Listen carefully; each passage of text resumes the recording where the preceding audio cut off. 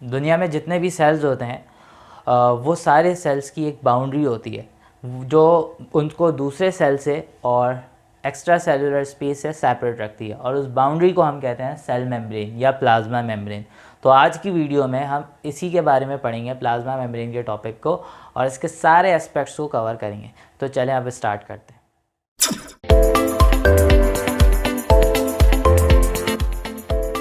बिस्मिल्लाहिर्रहमानिर्रहीम। अस्सलाम वालेकुम students, welcome to my YouTube channel Medicology. उम्मीद है आप सब खैरियत से होंगे। आज की वीडियो में जैसे आपको बताया हम प्लाज्मा मेम्ब्रेन को पढ़ने वाले हैं, और जिस तरह से लास्ट वीडियो में आपको सेल वॉल के बारे में बताया था, और आज उसी तरह से हम प्लाज्मा मेम्ब्रेन यानी सेल मेम्ब्रेन को डिस्कस करेंगे। तो चलिए अब स्टार्ट करते हैं। प्लाज्मा मेम्ब्रेन होती क्या है, प्लाज्मा मेम्ब्रेन या सेल मेम्ब्रेन क्या होती है? दुनिया के तमाम सेल में, सही है, चाहे प्रोकैरियोटिक हो या यूकैरियोटिक हो, सेल मेम्ब्रेन तो उसमें लाजमी मौजूद होती है, जो उसको दूसरे सेल से और एक्स्ट्रा सेलुलर इन्वायरमेंट से सेपरेट रखती है और सेल में होने वाले ट्रांसपोर्टेशन को कंट्रोल करती है। सही है। सेल मेम्ब्रेन को हम प्लाज्मा मेम्ब्रेन या फिर प्लाज्मा लीमा भी कह रहे होते हैं। ठीक है। अच्छा, हम इसके बारे में क्या क्या पढ़ेंगे, इसकी कॉम्पोजिशन क्या होती है, सेल मेम्ब्रेन की स्ट्रक्चर क्या होती है, और एक डायग्राम मैंने बनाने की कोशिश की है। इस डायग्राम के ज़रिए से आपको समझाऊंगा फ्लूइड मोज़ाइक मॉडल को, और फिर इसके फंक्शंस को आपको डिस्क्राइब करने की पूरी कोशिश करेंगे। तो अब ज़रा हम स्टार्ट करते हैं। पिछली बार की तरह हम अगेन इसको बुक से कवर अप करेंगे। बुक मैंने यहाँ पर खोली है और आपके सामने ये शो करता हूँ। आपकी स्क्रीन पर बुक आ रही होगी, आपकी स्क्रीन पर डायग्राम आ रही होगी जो बुक में लिखा है। अच्छा जी, सबसे पहले क्या चीज़ें लिखी हैं? Plasma membrane is the boundary of protoplasm, it is found in all prokaryotic and eukaryotic cell. Plasma membrane जो होती है वो बाउंड्री होती है प्रोटोप्लाज्म की, और ये तमाम सेल में पाई जाती है। अच्छा, plasma membrane is also called cell membrane, plasma lemma और cell surface membrane. It control the passage of material into and out of the cell.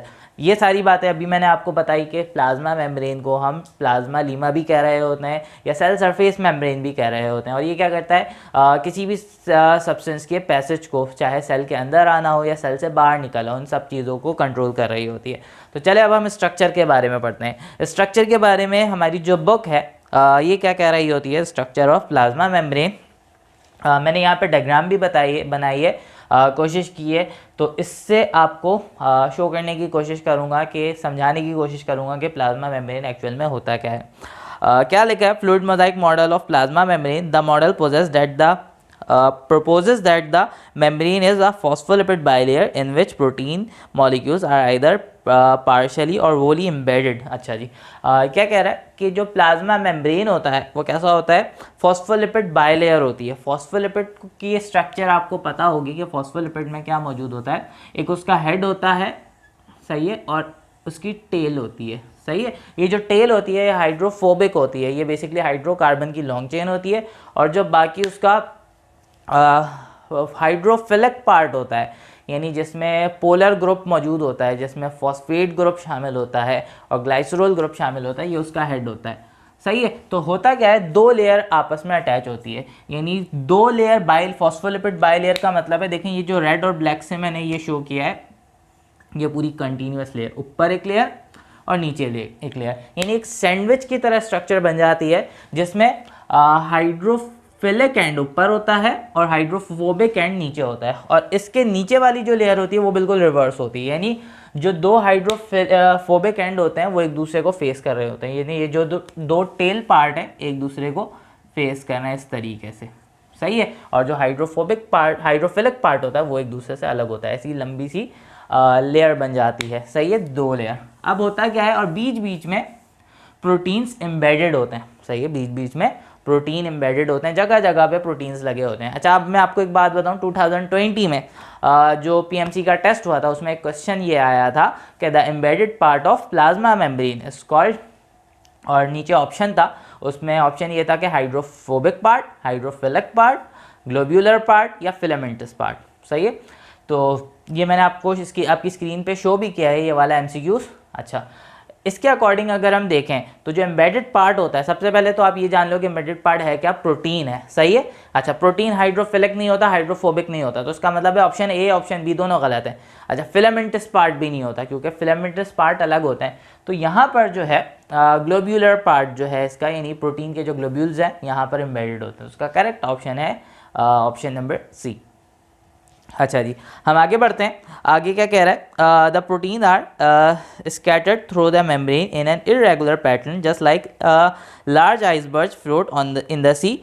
The pattern of distribution of protein can vary from membrane to membrane and also vary on both surface of membrane. अच्छा, यहाँ पर ज़रा इस चीज़ को समझने वाली बात है। ये क्या कहा इसने, क्या कहा, जो प्रोटीन होता है वो इरेगुलरली प्रेजेंट होता है। ऐसा नहीं है कि फिक्स इसकी स्ट्रक्चर हो, जस्ट लाइक एक प्रोटीन यहाँ है एक किसी सेल मेम्ब्रेन के किसी लोकेशन पे है, तो दूसरे सेल के दूसरे मेम्ब्रेन पे उसी लोकेशन पे भी प्रोटीन उसी जगह पर होगा। ये इसकी जो प्रोटीन के डिस्ट्रीब्यूशन का जो पैटर्न होता है ये बिल्कुल इरेगुलर होता है। प्रोटीन कहीं भी किसी वक्त भी किसी जगह पर भी प्रेजेंट हो सकता है, सही है। अच्छा जी, और क्या कह रहा है, इसी तरह से होता है जैसे जैसे हम सी में देखते हैं, समंदर में देख रहे होते हैं, वाटर में देखते हैं, बड़े बड़े आइसबर्ग्स प्रेजेंट होते हैं, सही है, बड़े बड़े आइसबर्ग्स प्रेजेंट होता है। मैंने यहाँ पिक्चर शो की है आइसबर्ग की। इसी तरह से फॉस्फोलिपिड जो है, यूँ समझ लें कि फॉस्फोलिपिड जो है वाटर है, सही है, और जो आइसबर्ग है वो प्रोटीन है, जगह जगह पे प्रेजेंट होता है, सही है। अच्छा, तो इसी तरह से हमारे पास ये भी होता है, फॉस्फोलिपिड में जगह जगह पे प्रोटीन्स लगे होते हैं। जैसे मैंने यहाँ पर ये जो ब्लू से स्ट्रक्चर शो किया है ये प्रोटीन्स के स्ट्रक्चर है, सही है। और जो इसकी जो डिस्ट्रीब्यूशन होती है वो बिल्कुल नॉन यूनिफॉर्म होती है, एक जैसी नहीं होती। अच्छा, एक और बात, ऊपर वाली लेयर जो है उस पर भी अलग है, नीचे वाली लेयर है उस पर भी अलग होती है। यानी लाजमी नहीं है कि ऊपर एक जगह पे प्रोटीन लगा है तो जो दूसरी लेयर है यानी अंदर वाली साइड पे, इंटरसेलुलर साइड पे, उसी जगह पे प्रोटीन लगा हो, ऐसा भी ज़रूरी नहीं है। तो जो प्रोटीन की डिस्ट्रीब्यूशन होती है वो सेल टू सेल भी अलग होती है, और इवन विद इन मेम्ब्रेन एक layer to second layer, first layer to second layer भी अलग होती है। अच्छा, the membrane is about 7 nanometre thick, यानी जो मेम्ब्रेन की थिकनेस होती है वो होती है ऑलमोस्ट 7 नैनोमीटर की, सही है। ये जो थिकनेस है ये यानी ये अगर सेल मेम्ब्रेन को देखें तो इसकी जो थिकनेस है ये कितनी होती है, 7 नैनोमीटर की। अच्छा जी, यहाँ पर एक क्रिटिकल थिंकिंग पे क्वेश्चन लिखा है कि why the cell surface membrane is describe as fluid mosaic. बहुत आसान है, ये आप लोगों का काम है इसका जवाब देना, लेकिन मैं आपको फिर भी हिंट दे देता हूँ। फ्लूइड मोजाइक उसको कहा क्यों गया है, जो फ्लूइड पार्ट है वो सेल मेम्ब्रेन का है, सही है, सॉरी फॉस्फोलिपिड का है, और जो मोजाइक पार्ट है उसको वो प्रोटीन को रेफर करता है, सही है। तो बेसिकली मोज़ाइक हम किसी भी जगह पे किसी भी एरिया पे छोटे छोटे पार्ट्स को जो बिखरे हुए होते हैं उसको हम मोज़ाइक कह रहे होते हैं। और फ्लूइड किसको रिप्रेजेंट कर रहा है, यहाँ पर प्लाज्मा मेम्ब्रेन को। तो नाउ इट्स योर टर्न, आप कमेंट सेक्शन में इसका जवाब दो। अच्छा, अगर नहीं आएगा तो आप कमेंट सेक्शन में ये भी लिख सकते हो कि सर आप ही बता दें, तो मैं वहाँ पर आपको आंसर बता दूंगा। चलिए हम आगे बढ़ते हैं। क्या लिखा है, the liquid part of plasma membrane consist of 2 layer bilayer of phospholipid which are arranged in such a way that the hydrophobic end face each other while the hydrophilic end are appeared on the surface। अच्छा भाई, ये वही बात हो गई कि जो phospholipid की लेयर होती है वो आपस में एक दूसरे से इस तरह से फिक्स होती है कि जो हाइड्रोफोबिक एंड होता है यानी जो हाइड्रोकार्बन एंड होता है ये एक दूसरे को फेस कर रहे होते हैं, और जो हाइड्रोफिलिक पार्ट होता है ये या तो आउटर सरफेस पर होता है और दूसरी लेयर होती है उसका इनर सरफेस पर होता है। यानी अगर ये एक्स्ट्रा सेलुलर पार्ट है और ये इंट्रा सेलुलर पार्ट है तो जो हाइड्रोफिलिक एंड होगा नीचे वाली लेयर का वो यहाँ पर मौजूद होगा, यानी इंट्रा सेलुलर पार्ट फेस कर रहा होगा, और जो दूसरी लेयर है उसका एक्स्ट्रा सेलुलर पार्ट को फेस कर रहा होगा, यानी सरफेस को फेस कर रहे होते हैं ये दोनों पार्ट। और जो हाइड्रोफोबिक एंड होता है वो किसको फेस करता है, वो फेस करता है बेसिकली एक्स्ट्रा सेलुलर एनवायरनमेंट, वो एक दूसरे को फेस कर रहे होते हैं, और जो हाइड्रोफिलिक पार्ट होता है वो एक्स्ट्रा और इंट्रा सेलुलर एनवायरनमेंट को फेस कर रहा होता है। अच्छा जी, आगे बढ़ते हैं। The steroid cholesterol are wedge into the phospholipid at some interval. The plasma membrane is asymmetrical, their two surfaces are half are not identical. अच्छा, यहाँ पर क्या बात लिखी गई है कि जो कोलेस्टेरॉल और स्टीरॉइड के मॉलिक्यूल्स होते हैं वो भी जगह जगह पे प्रेजेंट होते हैं। सिर्फ ऐसा नहीं है कि फॉस्फोलिपिड की लेयर है और बीच बीच में प्रोटीन प्रेजेंट है, बल्कि जगह जगह पे कोलेस्टेरॉल भी मौजूद होते हैं और स्टीरॉइड के मॉलिक्यूल भी मौजूद होते हैं। एक और बात, इसके जो दो हाफ्स हैं, यानी ऊपर वाली फॉस्फोलिपिड की लेयर और नीचे वाली फॉस्फोलिपिड की लेयर, दोनों इक्वल होती हैं, सही है, लेकिन सिमेट्रिकल नहीं होती, सही है। ये जो सरफेस है ये सिमेट्रिकल नहीं है, एक दूसरे से अलग अलग है। जैसे मैंने पहले ही बता दिया था कि भाई अगर ऊपर वाली लेयर में कोई प्रोटीन है तो लाजमी नहीं है कि नीचे वाली लेयर पे उसी जगह पे वो प्रोटीन लगाओ, सही है, ऐसा ज़रूरी नहीं होता, ठीक है जी। तो ये एसिमेट्रिकल लेयर होती है सेल मेम्ब्रेन की, दो इक्वल हाफ्स इसके नहीं होते, चाहे हम इसको यूँ डिवाइड करें या यूँ डिवाइड करें, किसी भी तरह से सिमेट्री नहीं बनती सेल मेम्ब्रेन में। In general most membrane protein are observed to drift sideways in the fluid bilayer। अच्छा, ये लाइन मैं आपको थोड़ा समझा दूँ। जनरली क्या होता है, जो मेम्ब्रेन प्रोटीन्स होते हैं observe to drift sideways in the fluid bilayer. Drift का मतलब, ड्रिफ्ट जो यहाँ पे रिप्रेजेंटेशन की गई है, ये इस ड्रिफ्ट का मतलब है मूवमेंट को बताया गया है। तो बेसिकली इसमें के जो प्रोटीन्स होते हैं उसमें मूवमेंट चल रही होती है साइडवेज की तरफ cell within a phospholipid, यानी ये जो प्रोटीन्स की लेयर होती है वो स्टैटिक नहीं होती, कंटिन्यूसली स्टैटिक नहीं होती, उसमें मूवमेंट हो रही होती है, वो इधर से उधर मूव कर रहे होते हैं विद इन अ फॉस्फोलिपिड, यानी बाहर नहीं निकलते और अंदर भी नहीं चले जाते, बल्कि उसी में रहते हैं और इसमें मूवमेंट उसकी चल रही होती है। अच्छा जी, और क्या लिखा है, the protein within a membrane determine most of the function, many plasma membrane proteins are glycoproteins which have attached carbohydrate chain. अच्छा जी, जो प्रोटीन्स होते हैं वो बेसिकली फंक्शंस को, सेल मेम्ब्रेन के फंक्शंस को डिटरमिन कर रहे होते हैं, क्योंकि प्रोटीन एक बहुत इंपॉर्टेंट एलिमेंट है ट्रांसपोर्टेशन की, और सेल मेम्ब्रेन का एक मेजर फंक्शन ये है ट्रांसपोर्टेशन करवाना। तो इसकी रेगुलेशन प्रोटीन की जिम्मेदारी होती है। तो प्रोटीन बहुत इंपॉर्टेंट फैक्टर है यहाँ पर सेल मेम्ब्रेन में ट्रांसपोर्टेशन के लिए। अच्छा जी, आगे क्या कह रहा है, जो मोस्टली जो प्रोटीन्स होते हैं वो ग्लाइकोप्रोटीन की फॉर्म में होते हैं, यानी कार्बोहाइड्रेट की लेयर, कार्बोहाइड्रेट की चेन भी उसके साथ अटैच होती है, जैसे मैंने यहाँ पर शो की है, जस्ट लाइक दिस ग्लाइकोप्रोटीन। ये जो ब्लू से दिखाया है दिस इज द प्रोटीन, और ये जो ग्रीन से एक स्ट्रक्चर दिखाया है this is the carbohydrate chain जो उसके साथ अटैच है। अच्छा जी, आगे बढ़ते हैं। क्या कह रहा है, carbohydrate in the form of branch और unbranch oligosaccharide are either attach to the protein glycoprotein और लिपिड ग्लाइकोलिपिड। अच्छा जी, एक और बात, जो कार्बोहाइड्रेट सेल मेम्ब्रेन में होता है वो कैसे होते हैं, वो कौन से होते हैं, ओलिगोसैकेराइड होते हैं। ये बात याद रखना, ये पॉइंट आप नोट करके रखो कि ओलिगोसैकेराइड होते हैं जो प्लाज्मा मेम्ब्रेन में, ये एमसीक्यूज में पूछा जा सकता है।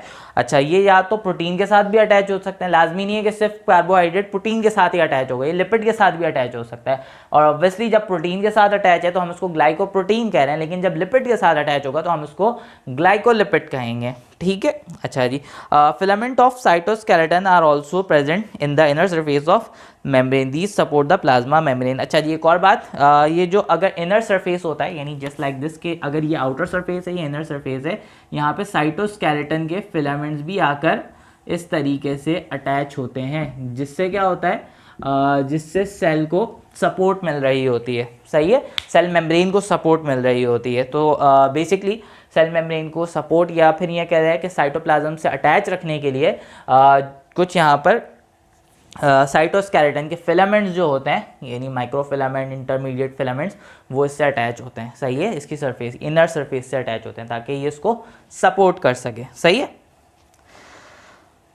अच्छा जी, इसके बाद अगर हम देखें functions of plasma membrane lipid. अच्छा जी, लिपिड का क्या फंक्शन होता है प्लाज्मा मेम्ब्रेन में। अच्छा, इससे पहले यहाँ पर एक साइंस टिडबिट्स है कि the fluidity of membrane is depend on it's lipid components including phospholipid, glycolipid and cholesterol. अच्छा जी, जो प्लाज्मा मेम्ब्रेन है वो फ्लूइड, उसकी जो फ्लूइडिटी है वो किसके ऊपर डिपेंड कर रही होती है, फॉस्फोलिपिड बाइलेयर के ऊपर डिपेंड कर रही होती है, ग्लाइकोलिपिड्स के ऊपर डिपेंड करती है, और कोलेस्ट्रॉल के मॉलिक्यूल्स के ऊपर डिपेंड करती है, इन सारी चीज़ों के ऊपर डिपेंड करती है। बाकी जो प्रोटीन है ये तो सॉलिड पार्ट होता है, जैसे आपको बताया था कि आइसबर्ग्स की तरह प्रेजेंट होता है, सही है। अच्छा जी, आगे बढ़ते हैं। The function of plasma membrane lipids, यानी लिपिड का क्या काम होता है प्लाज्मा मेम्ब्रेन में। पहली चीज क्या देखिए, the lipid part of plasma membrane controls the fluidity of membrane. जैसे अभी बताया कि जो लिपिड पार्ट है वो फ्लूइडिटी को कंट्रोल कर रहा होता है। फॉस्फोलिपिड की वजह से ही फ्लूइडिटी होती है मेम्ब्रेन की। When the concentration of unsaturated fatty acid in phospholipid become greater, the bilayer become more fluid that makes cell membrane more pliable and flexible। अच्छा जी, इसका मतलब क्या है, जब एक तो फॉस्फोलिपिड जो है फ्लूइडिटी को मेंटेन कर रहा है, दूसरी चीज ये है कि जब कंसंट्रेशन अनसैचुरेटेड फैटी एसिड की लिपिड में बढ़ जाती है तो उससे क्या होता है, फ्लूइडिटी जो होती है फॉस्फोलिपिड की वो भी बढ़ जाती है। तो इसका मतलब है फ्लूइडिटी को इनहेंस कर देता है अनसैचुरेटेड फैटी एसिड, यानी अनसैचुरेटेड फैटी एसिड की कंसंट्रेशन बढ़ रही है, फ्लूइडिटी भी बढ़ेगी। अच्छा जी, आपको पता है कि अनसैचुरेटेड फैटी एसिड जो रूम टेम्परेचर पे फ्लूइड फॉर्म में ही होता है, सही है, और सैचुरेटेड क्या होता है सॉलिड फॉर्म में होता है। ये चीजें आपने केमिस्ट्री में पढ़ी होंगी, और इंशाल्लाह हम इसको आगे के टॉपिक्स में जब बायोकेमिस्ट्री के टॉपिक को स्टार्ट करेंगे तब भी हम इसको डिस्कस करेंगे। अभी बस इतना याद रखना कि अनसैचुरेटेड फैटी एसिड क्या करता है, जब उसकी कंसंट्रेशन बढ़ती है तो वो फॉस्फोलिपिड की फ्लूइडिटी को यानी सेल मेम्ब्रेन की फ्लूइडिटी को बढ़ा देता है। आगे क्या लिखा है, the cholesterol also help stabilize the phospholipid at body temperature but help keep the membrane fluid at lower temperature. अच्छा जी, अब एक और बात, क्या लिखा था, cholesterol also help stabilize the phospholipid at body temperature but help keep the membrane fluid at lower temperature. अच्छा जी, एक और काम ये होता है कि जो कोलेस्ट्रॉल का मॉलिक्यूल है, देखो मैंने यहाँ पे जगह जगह पे कोलेस्ट्रॉल के मॉलिक्यूल को शो किया है। कोलेस्ट्रॉल का मॉलिक्यूल क्या करता है, फॉस्फोलिपिड को स्टेबलाइज रखता है, यानी जो बॉडी टेम्परेचर है दैट इज 37 डिग्री सेंटीग्रेड, सही है, अगर ह्यूमन की बात करें तो 37 डिग्री सेंटीग्रेड पे फॉस्फोलिपिड को स्टेबलाइज रखता है, यानी इसमें कोई डिग्रेडेशन नहीं होने देता, इसको डिस्ट्रॉय नहीं होने देता।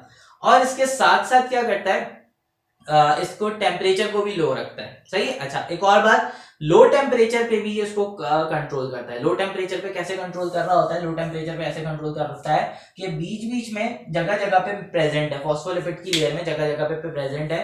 तो जब टेम्परेचर डाउन होता है तो कोलेस्ट्रॉल का जो मॉलिक्यूल है फॉस्फोलिपिड को क्लम्प नहीं होने देता आपस में, क्योंकि जब टेम्परेचर डाउन होता है तो मॉलिक्यूल आपस में चिपक जाते हैं, ये नहीं चिपकने देता क्योंकि बीच में आ जाता है, सही है। लेकिन फिलहाल फॉस्फोलिपिड कोलेस्ट्रॉल का इसमें क्या काम है सेल मेम्ब्रेन में, वो ये काम है कि इसको 37 डिग्री सेंटीग्रेड, यानी अगर ह्यूमन की बात की जाए तो बॉडी टेम्परेचर में फॉस्फोलिपिड की स्टेबिलिटी को मेंटेन रखता है।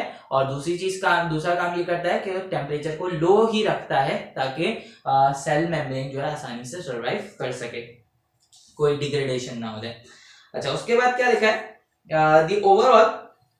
The overall lipid bilayer provide the basic structure of membrane।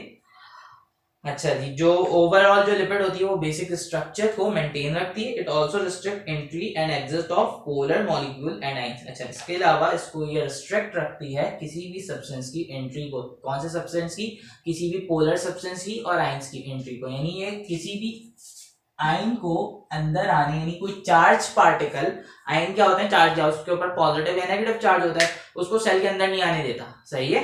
और क्या कहते हैं, कोई भी पोलर मॉलिक्यूल उसको भी नहीं आने देता, उसको बाहर रोक के रखता है, सही। अच्छा, the conjugated lipid glycolipid work as cell surface marker there डी। अच्छा, जो कॉन्जुगेटेड लिपिड्स होते हैं, यानी जो हमारे पास लिपिड की सरफेस पे ग्लाइकोलिपिड प्रेजेंट है, ये सेल सरफेस मार्कर के तौर पे हेल्प करता है। क्या काम है हम अभी डिस्कस करते हैं इसको, सेल सरफेस मार्कर क्या होता है हम अभी इसको यहाँ पे डिस्कस करेंगे। इससे पहले हम पढ़ लेते हैं function of plasma membrane protein, यानी आप प्रोटीन का क्या काम होता है प्लाज्मा मेम्ब्रेन में। सबसे पहले क्या लिखा है, channel protein and career protein. जो हमारे पास जो प्रोटीन्स होते हैं वो चैनल और कैरियर के तौर पे एक्ट कर रहे होते हैं। बहुत से सब्सटेंसेस ऐसे हैं जो कि पास नहीं हो सकते, सही है, क्योंकि हमें पता है कि आयंस है या पोलर सब्सटेंस है वो सेल मेम्ब्रेन को क्रॉस नहीं कर सकता। सेल मेम्ब्रेन को डिसॉल्व चीजें क्रॉस कर जाती हैं, यानी वाटर में डिसॉल्व चीजें, खासतौर पे वो चीजें जो लिपिड में सॉल्युबल होती हैं वो आसानी से क्रॉस कर जाती हैं, लेकिन आयंस या पोलर सब्सटेंस उसको क्रॉस नहीं कर सकते। तो अब क्या होता है, ये प्रोटीन्स प्रेजेंट होते हैं जगह जगह पे, ऐसे प्रोटीन्स जो जिसको हम इंट्रिंसिक प्रोटीन कहते हैं, जो बाहर से अंदर की तरफ पूरे प्रेजेंट होते हैं, जो एक्स्ट्रा सेलुलर से इंट्रासेलुलर सरफेस तक प्रेजेंट होते हैं। ये क्या करते हैं, ये चैनल्स प्रोवाइड करते हैं, यानी इनको हम चैनल प्रोटीन कहते हैं। ये रास्ता देते हैं क्योंकि अब वो यहाँ से नहीं जा सकता, जहां से नहीं जा सकता सेल फॉस्फोलिपिड की लेयर है, लेकिन प्रोटीन क्या करता है उसको रास्ता दे देता है ताकि वो यहां से आसानी के साथ चला जाए, सही है। तो बेसिकली इसका ये काम होता है, ऐसे प्रोटीन को हम चैनल प्रोटीन कहते हैं। There are also a type of protein we call it carrier protein, जो क्या करता है, इसको रास्ता नहीं देता बल्कि क्या करता है, उन मॉलिक्यूल्स को जिनको सेल के अंदर जाना है उन मॉलिक्यूल के साथ बाइंड होता है और बाइंड होने के बाद उनको अंदर तक लेकर जाता है और अंदर छोड़कर आता है। They are called carrier protein. आपको पता है इस तरह की जो डिफ्यूजन है हम उसको फैसिलिटेटेड डिफ्यूजन कह रहे होते हैं। अच्छा जी, एंजाइम्स, बहुत सारे हमारे पास सेल मेम्ब्रेन पे, सेल सरफेस पे एंजाइम्स मौजूद होते हैं जो कि डिफरेंट रिएक्शन को कैटलाइज कर रहे होते हैं। अगर आपको याद हो, अगर आपने हार्मोन्स वाला टॉपिक पढ़ा है तो उसमें आपने पढ़ा होगा कि जो सेल मेम्ब्रेन होती है, यानी फॉर एग्जांपल जो सेकंड मैसेंजर के जरिए से जो हार्मोन एक्ट कर रहे होते हैं वो क्या करते हैं, सेल मेम्ब्रेन पे जी कपल्ड रिसेप्टर होता है, उसके साथ आके क्या करते हैं, बाइंड करते हैं। और यहाँ पर एक एंजाइम मौजूद होता है जिसको हम कहते हैं एडिनाइलेट साइक्लेस। एडिनाइलेट साइक्लेस क्या करता है, एटीपी को सी साइक्लिक एएमपी, एडिनोसिन मोनोफॉस्फेट में कन्वर्ट कर देता है। फिर ये साइक्लिक एएमपी जो है न्यूक्लियस के पास जाता है और अपना रिएक्शन यानी जो मैसेज होता है वो उस तक पहुंचा देता है। तो बेसिकली इस प्रोसेस को भी हम डिटेल में पढ़ेंगे आइंदा आने वाले लेक्चर्स में। लेकिन अभी याद रखना कि मेम्ब्रेन पे ये एंजाइम मौजूद था। ये एंजाइम क्या कर रहा था, जो हार्मोन आया, क्योंकि हार्मोन ऐसा हार्मोन है जो इसको क्रॉस नहीं कर पाता, तो वो हार्मोन क्या करता है, इन रिसेप्टर के साथ बाइंड करता है और अंदर एंजाइम्स एडिनाइलेट साइक्लेस उसको एक्टिवेट करवा देता है। तो प्रोटीन एज ए एंजाइम भी एक्ट कर रहा होता है। इसके अलावा भी और भी एग्जाम्पल है, लेकिन ये कॉमन एग्जाम्पल तो मैंने ये आपको दे दी। अच्छा, उसके बाद है रिसेप्टर मॉलिक्यूल। प्रोटीन पे ऑब्वियसली आपको पता है कि रिसेप्टर मॉलिक्यूल्स होते हैं जो कि जस्ट लाइक दैट के हार्मोन्स हैं या फिर इवन के हमारे पास डिफरेंट सब्सटेंसेस हैं, इम्यून सेल्स हैं, बहुत सारी चीजें होती हैं जो कि सेल को एक्टिवेशन कर रहे होते हैं। जैसे मैंने अभी यहाँ पर एक एग्जांपल दी, लेकिन कुछ सरफेसेस ऐसे होते हैं, कुछ चीजें ऐसी होती हैं जो सेल की एक्टिवेशन करवा रहे होते हैं। क्या क्या होता है, रिसेप्टर के पास, रिसेप्टर का एक स्पेसिफिक शेप होता है और उसके साथ स्पेसिफिक मॉलिक्यूल ही आके बाइंड करता है। सही, जैसे हार्मोन में क्या होता है, हार्मोन हर सेल पे एक्ट नहीं करता, जिस सेल पे एक्ट करना होता है सिर्फ उसी के साथ बाइंड करता है और अपना फंक्शन परफॉर्म कर रहा होता है। तो इन द सेम वे प्रोटीन जो होता है एज अ रिसेप्टर एक्ट कर रहा होता है किसी भी सेल के लिए। अच्छा, उसके बाद एंटीजन, एज एन एंटीजन भी एक्ट कर रहा होता है। जैसे आपको पता है, मैं आपको एक एग्जांपल दूं, हमारा जो आरबीसी है, आरबीसी के सरफेस पर क्या लगा है, एंटीजन लगा होता है, तो आरबीसी को लेबल कर जाता है, ब्लड ग्रुप बनता है। अगर फॉर एग्जांपल आरबीसी के सेल मेम्ब्रेन पे एंटीजन लगा है ए, तो ब्लड ग्रुप होगा ए। अगर लगा है बी तो ब्लड ग्रुप होगा बी। अगर दोनों लगे हैं तो ब्लड ग्रुप होगा ए बी। अगर दोनों में से नहीं है तो ब्लड ग्रुप होगा ओ। सही, किसी भी सेल में जो एंटीजन होता है उस सेल की पहचान करवाता है। सही है, तो ये क्या कहते हैं, रिकॉग्नाइज करने में, सेल को रिकॉग्नाइज करने में काम आता है। जैसे कि आपके चेहरे पे आपका फेस लगा है, सही है, तो आपके घर वाले, आपको कोई भी आपको चेहरा देखकर पहचान जाता है। सही है, तो इसी तरह से एंटीजन को देखकर या फिर क्या कहते हैं मौजूद ग्लाइकोलिपिड सेल्फ सरफेस मार्कर को देखकर सेल की रिकॉग्निशन होती है। इसी तरह से हमारे पास यहाँ पर टॉपिक है role of glycolipid and glycoprotein as cell surface marker. जैसे मैंने यहीं पर एग्जांपल दी, ये ग्लाइकोप्रोटीन है, ये ग्लाइकोलिपिड है, ये बेसिकली एंटीजन होते हैं या हम इसको सेल सरफेस मार्कर भी कहते हैं। ये क्या करते हैं, ये रिकॉग्नाइजेशन करवाते हैं कि भाई ये सेल जो है ये वाला सेल है। बेसिकली इम्यून के सेल को रिकॉग्नाइजेशन करवाते हैं कि भाई ये अपना सेल है और जो बाहर से आया हुआ सेल होता है ये पराया सेल है, इसको मारो।